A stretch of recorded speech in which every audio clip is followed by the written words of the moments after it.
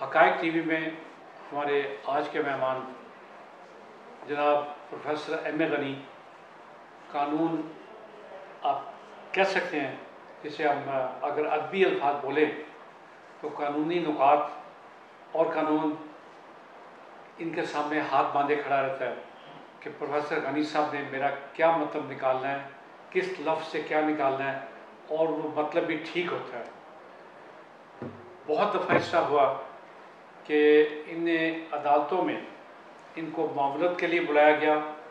बहुत दफ़ा ऐसा हुआ कि कुछ ऐसे नुकात जो किसी के समझ आने वाले नहीं थे वो जनाब प्रोफेसर एम ए गनी साहब ने सुझाए, और ख़ास तौर पे जो एक लॉ का सबसे मुश्किल सब्जेक्ट है ज्यूरिस्प्रूडेंस, ये 52 साल से पढ़ा रहे हैं और सैकड़ों शागिर्द इनके जजेस भी बन गए, बन के रिटायर भी हो गए, और ये माशाल्लाह इस वक्त इनके पास जो एक्सपीरियंस है आप समझ लें वो 60 साल से भी ज़्यादा है, जिसका मतलब बड़ा सीधा साधा है कि लॉ का एक एक लॉ का नुक्ता इनके सामने हाथ बांधे खड़ा रहता है। प्रोफेसर साहब, हम आपसे जानना चाहते हैं कि कोई ऐसा ज्यूरिस्प्रूडेंस के बारे में कोई ख़ास चीज़ जो आपने कहीं पॉइंट आउट की हो और जिसमें आपने जजेस हजरात की मामलत की हो, या अपने जो क्लाइंट थे आपके वो नुक्ता उनके काम आया? सबसे पहले ये 1977 या 76 की बात है। मैं रावी रेहान का लीगल एडवाइज़र था, उनका हेड ऑफिस था कराची। तो उनकी एक यूनियन थी सिंध अलकली, उन्होंने लेबर यूनियन ने केस किया हुआ था। उस वक्त लॉ ये था कि यूनियन केस कर सकती है, हाई कोर्ट सुप्रीम कोर्ट का लॉ ये था कि यूनियन केस कर सकती है। एक्स जज फजले गनी उनके लीगल एडवाइज़र थे, उन्होंने कहा सिविल केस है। मैंने कहा कि मैं करूँगा, तो मुझे उन्होंने लेटर भेज दिया। फिर जाकर पहली दफ़ा मैंने कहा कि हाई कोर्ट सुप्रीम कोर्ट सारी गलत है। रिट डिमिट हो गई, अखबारों में छप गया, स्टे हो गया। और नाज़रीन, आपने प्रोफेसर साहब के नुक्ते पे गौर किया कि इन्होंने चैलेंज कर दिया कि जजेस हजरात भी लॉ की सही इंटरप्रिटेशन नहीं कर रहे। जिस और उसके बाद वो मैंने फिर मुंह मांगे पैसे लिए लोगों से, और I was the only lawyer in Pakistan. फिर मैं 1.5 कार खरीदा, मर्सी गाड़ी खरीदी। मेरे रिश्तेदार कहने लगे कि ये हीरो का कारोबार करता है, गरीब था, अमीर कैसे हो गया। वो मेरी है PLD 1979 कराची 473, और अब हुई है 92 SCMR 36। इस वक्त तमाम लॉयर पाकिस्तान के हाई कोर्ट के जजेस और सुप्रीम कोर्ट जजेस उसको फॉलो कर रहे हैं।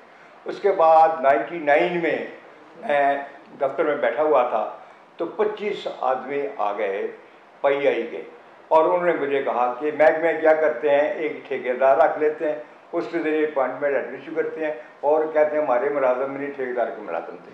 तो इसमें यूनाइटेड सर्विसेज एक ठेकेदार रखा हुआ था और उसके अपॉइंटमेंट एडमिशन करते थे। इनको देते 100 रुपये रोज़, ना मेडिकल ना ट्रैवलिंग, और जब छुट्टी के पैसे निकालते दूसरे को पैसे देते थे। उन्होंने मुझे बताया कि हम हर पाकिस्तान के वकील के पास गए, उन्होंने कहा कि सिविल केस है। तो हम बोर्डिंग कार्ड दे रहे थे, एडवोकेट जनरल पंजाब की रिक्वेस्ट पर सीट थी।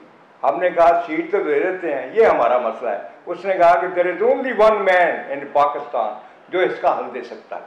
तो मेरे पास आ गए, मैंने कहा मैं तो आपके इंतजार में बैठा हूँ।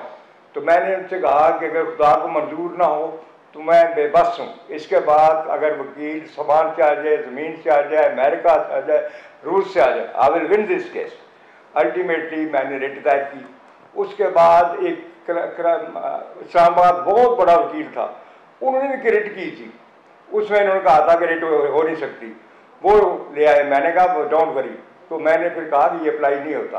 फिर मैं नया तसव्वुर दिया कि जिसका काम करें उसके मुलाजम होते हैं। ये मेरा रिपोर्टेड है 2001 PLC CS 43 Masood Ahmed 24 other versus भी आई है, और 2010 में सुप्रीम कोर्ट अपील किया है, 2013 में अपील किया है। ये मेरा ही लॉ है, ये सुप्रीम कोर्ट को भी इस लॉ की समझ नहीं आती। वो कहते हैं हमें नहीं समझ आई, आपने किया क्या है। उसके बाद ये हुआ। उसके बाद ये 99 में पहले आ गया, दो खालिद अनवर लॉ मिनिस्टर था 97 में, उसने सेक्शन 2A डाल दिया सर्विस ट्रिब्यूनल एक्ट में, कहा कि जितनी फेडरली कंट्रोल कॉरपोरेशन है उनके मुलाजम सिविल सर्वेंट होंगे, जो सिविल सर्वेंट हो जाए ना लेबर कोर्ट ना हाई कोर्ट, वो सर्विस ट्रिब्यूनल और सुप्रीम कोर्ट। 99 में 7 मेंबर बांट गए और उन्होंने मुझे एमकेस बुला लिया। अभी ये छपा हुआ है मेरे इसमें फाइल है, मौजूद है। तो उस वक्त मैंने कहा कि हाई कोर्ट सुप्रीम कोर्ट सारा रगड़ दे रही है। जिस दिन मैं गया डायरेक्ट सुप्रीम कोर्ट, मेरी बात मान ले, फिर उन्होंने मेरी बात मानी, जाटला केस आया, फिर 2006 में 9 जज बैठ गए पाकिस्तान के सुप्रीम कोर्ट के, सारे पास में वकील आ गए, छिंज पड़ गई। तो मैंने कहा अब लाग गलत रहे, नहीं आप मैं प्रोफेसर हूँ। फिर मैंने कहा कि जूरिस्प्रूडेंस में देयर आर टू, एक सब्सटेंटिव होता है, एक प्रोसीजर होता है। सब्सटेंटिव लॉ स्टेटस होता है, अगर स्टेटस देना था तो सिविल सर्वेंट एक्ट में अमेंड करते। इसके बाद उन्होंने एग्री किया है, वो मेरा छप गया 2006 PID 2006 सुप्रीम कोर्ट 602 मुबीन इस्लाम। अभी मैंने इनको ये किताब दिखाई है अभी सारी निकाल कर। साहब ये तो 2-3 बड़े अहम पॉइंट थे। कोई पाकिस्तान की तारीख में कोई ऐसा लीगल मसला भी आया, ख़ासतौर पे आपने असगर खान का केस भी आपने किया, उसमें आपने रिट की? नहीं, मैं अभी जो फॉरेन फंडिंग का केस हो रहा है, हाँ जी, इसमें मैं सोच रहा हूँ मैं जाके बोलूँ। ठीक, मेरे नज़दीक आपकी राय क्या पर्सनल?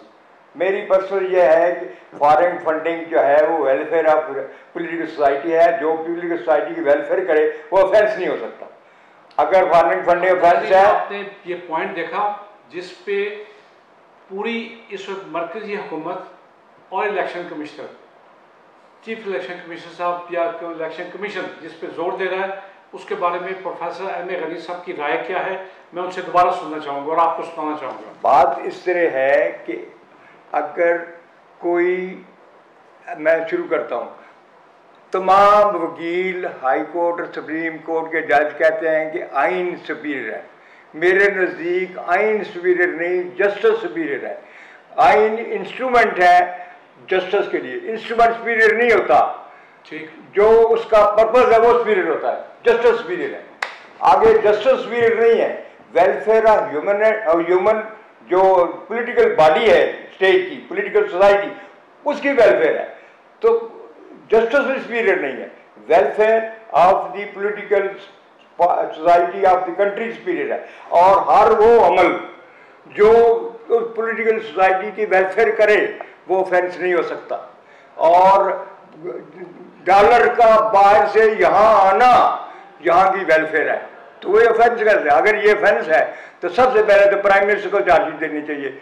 वो बोला था फॉरेन, तो how can be discrimination in countries कि एक जो लाए तो वो तो ऑफेंस नहीं है, दूसरे ऑफेंस लगा दें, ये कैसे मुमकिन है? ये आर्टिकल 25 की वायलेशन है, आइन की डिस्क्रिमिनेशन होती है, फंडामेंटल राइट की वायलेशन है।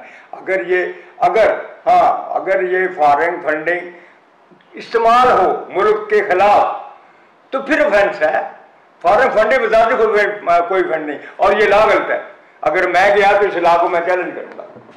तो आप इसमें देर क्यों कर रहे हैं? अब जो मैं ये है कि जिस दिन केस लगा उस दिन मैं इनको रिक्वेस्ट करूंगा कि मुझे सुन लें। हो सकता है कि मैं नई बात करूंगा। तो आप अगर एक अभी एप्लीकेशन दे दें कि मुझे इसमें पार्टी बना के मुझे सुना जाए, क्योंकि इस वक्त मैं हूँ जरा थोड़ा आना जाना जरा मेरे लिए प्रॉब्लम होता है, तो इसलिए मैं। आप ये तो नहीं कह सकते आप अभी तक मरी की शहर माशाल्लाह लेकिन ये मेरी बात गलत हो नहीं सकती। सुप्रीम को गलत हो सकती है, हाई कोर्ट गलत हो सकती है, मैं गलत नहीं हो सकता, क्योंकि मैं बेस अंडरस्टैंड करता हूँ। ये जैसे ना ये इंजन बने से शुरू करते हैं, मैं इंजन बनाता हूँ, किसका ना सुपीरियर होगा? जो इंजन बनाने वाला है उसका सुपीरियर होगा। तो फॉरेन फंडिंग बजाते खुद ऑफेंस नहीं है, क्योंकि फॉरेन फंडिंग जो है डॉलर का मुल्क में आना, जो सोसाइटी है यहाँ की उसकी बेहतरी है। जो चीज़ बेहतरी करे वो ऑफेंस कैसे हो सकता है? हाँ, अगर ये इस्तेमाल हो मुल्क के खिलाफ तो फिर ऑफेंस है, वरना बजाते खुद ये ऑफेंस नहीं है। और ये कमीशन का आर्डर बिल्कुल गलत है। और अगर ये ऑफेंस है तो फिर सबसे पहले चार्जशीट फ्रेम करना चाहिए प्राइम मिनिस्टर के पास। प्राइम मिनिस्टर जो है वो बाहर से पैसे लाता है, तो अगर ये है तो उनसे फ़र्क नहीं हो सकता। This is my view. Prabhat साहब, बहुत शुक्रिया आपका।